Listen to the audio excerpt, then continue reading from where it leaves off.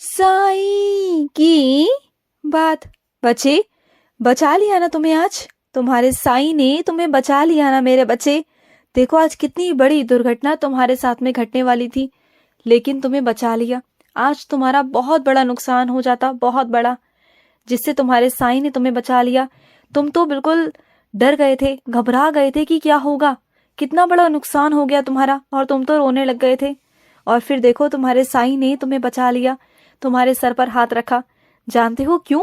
क्योंकि जब तुम वहां से गुजर रहे थे ना, तो वहीं पर मैं था और तुम्हारी नजर भी पड़ी थी मुझ पर। याद आया? याद करो, तुम्हें याद आएगा कि जब तुम वहां पर थे ना, उस जगह पर स्थित थे, तो वहां पर मैं भी था और तुम्हारी एकदम से नजर पड़ी थी और तुम्हारे मन ने कहा था साईं।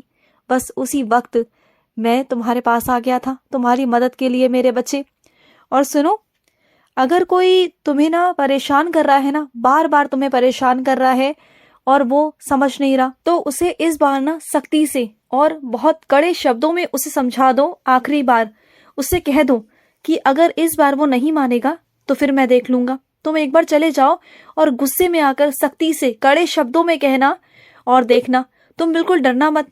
वो तुम्हें कितनी भी धमकी देने की कोशिश करे, डराने की कोशिश करे, तुम्हें बोले कि मैं ऐसे करूंगा वैसे करूंगा, तो डरना मत। तुम्हारा बाबा है तुम्हारे साथ, तुम्हें डरने की बिल्कुल जरूरत नहीं है, बिल्कुल नहीं।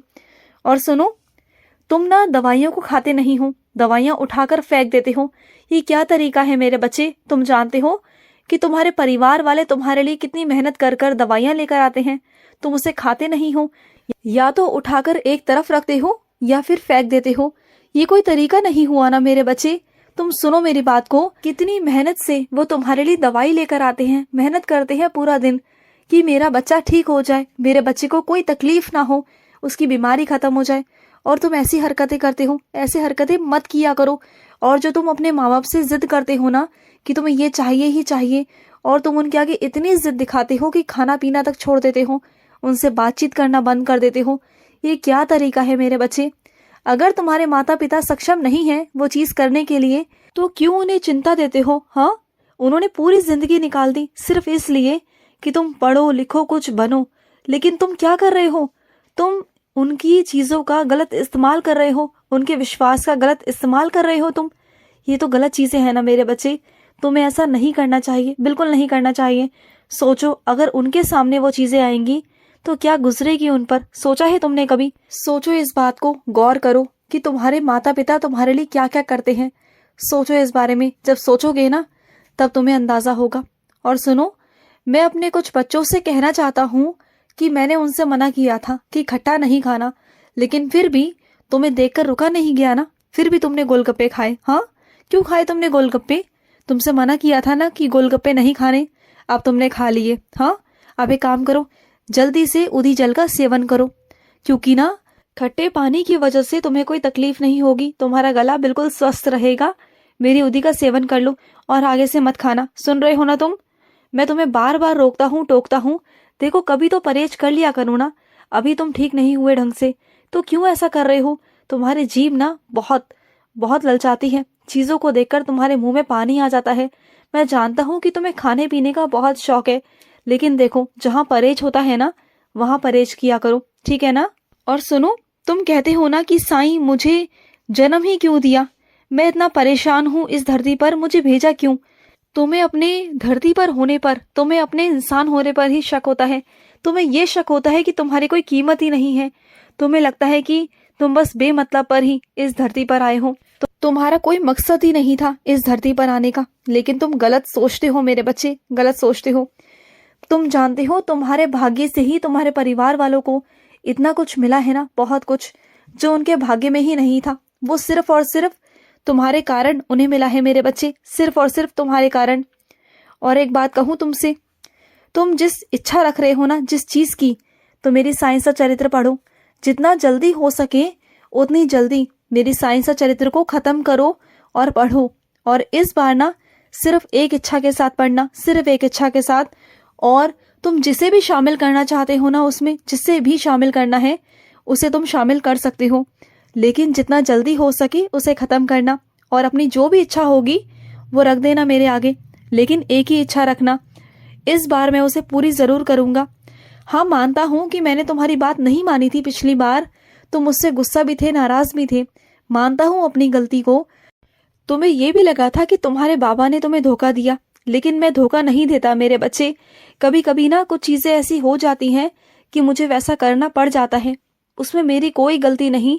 लेकिन इस बार मैं तुमसे वादा करता हूँ, तुम्हें विश्वास दिलाता हूँ कि तुम्हारा विश्वास मैं नहीं टूटने दूंगा।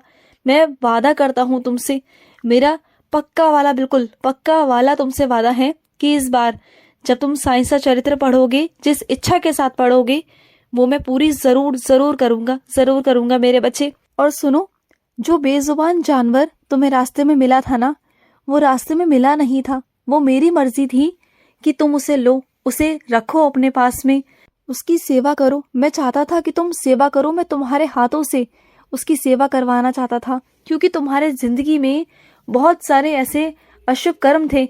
मैं चाहता था कि तुम उसकी सेवा कर कर ना अपने सारे अशुभ कर्मों को समाप्त करो। क्योंकि ना इस जिंदगी में अगर तुम किसी भी एक इंसान की सेवा करते हो, या किसी बेजुबान की, या किसी पशु पक्षी की सेवा करते हो ना, तो तुम्हारे जितने भी बुरे से बुरे कर्म, तुम्हारे पाप है ना पिछले जन्म के, वो सब कट जाते हैं मेरे बच्चे। और इसी कारण मैंने तुम्हें उस पशु से मिलवाया कि तुम उस बेजुबान की सेवा कर सको, तुम अपने जीवन में अच्छे काम करके ना अपने पुण्य को जोड़ सको, जो भी तुम्हारे साथ पिछले जन्म में हुआ उसे तुम खत्म कर सको। बल्कि इस जन्म में भी ना तुम्हारे ऊपर बहुत सारे संकट आए, बहुत सारी दुर्घटनाएं तुम्हारे साथ घटी, लेकिन सिर्फ उसकी वजह से, सिर्फ उसके भाग्य से, उसकी कर्मों से।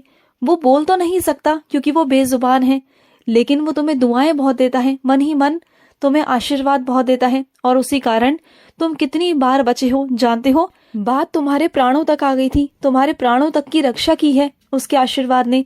तो उसकी हमेशा सेवा करना, जो वो तुम्हारे पास है ना, वो तुम्हारे लिए हीरा है, तुम्हारी किस्मत है वो। उसकी तुम जितनी सेवा करोगे ना, उतनी सेवा करना। और सुनो, तुम्हारे आज कुछ पैसे गुम हो गए ना, मैं जानता हूँ मेरे बच्चे कि तुमने जो पैसे रखे थे ना, वो गुम हो गए। वो गुम नहीं हुए, वो चोरी हुए मेरे बच्चे, क्योंकि किसी की ना बहुत बुरी नजर थी उन पैसों पर। जब तुमने वहां रखे ना, तो जिसके लिए रखे थे उसने नहीं लिए, वो नहीं ले पाया, उसने देखा ही नहीं। लेकिन उसकी नजर थी जिसने वो पैसे चुराए। लेकिन तुम चिंता मत करना, शायद वो तुम्हारे भाग्य के थे ही नहीं, वो उसके भाग्य के थे, वो उसे मिल गए। लेकिन तुमने तो अपना अच्छा काम किया, लेकिन ना उसने जो किया ना, वो गलत तरीके से किया, क्योंकि उसके नाम के पैसे थे, वो ऐसे नहीं तो कहीं और से उस तक पहुंच जाते।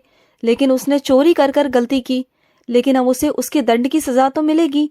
लेकिन तुम चिंता मत करो, तुम जानते हो कि किसने लिए हैं, लेकिन अब तुम इल्जाम नहीं लगा सकते, तुम कह नहीं सकते हो, तो जाने दो, छोड़ो। उसके भाग्य के थे, उसे मिल गए, लेकिन उसे दंड तो जरूर प्राप्त होगा, उसे उसके करने की सजा जरूर मिलेगी, क्योंकि तरीका उसका गलत था।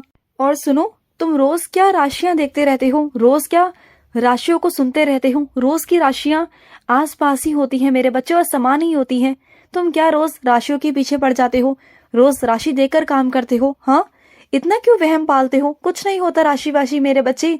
जहां तुम्हारे बाबा है ना, जहां तुम्हारे बाबा का नाम है, वहां कोई राशि काम नहीं करती। अगर तुम मेरा नाम लेकर घर से निकलोगे ना, तो सारे ग्रह सब कुछ तुम्हारे पक्ष में हो जाएंगे। इस बात को हमेशा याद रखा करो। तुम मेरा नाम लेके जहां भी जाओगे ना, तुम सफलता प्राप्त करोगे। खुश रहो। आज का रात्रि साई संदेश समाप्त हुआ।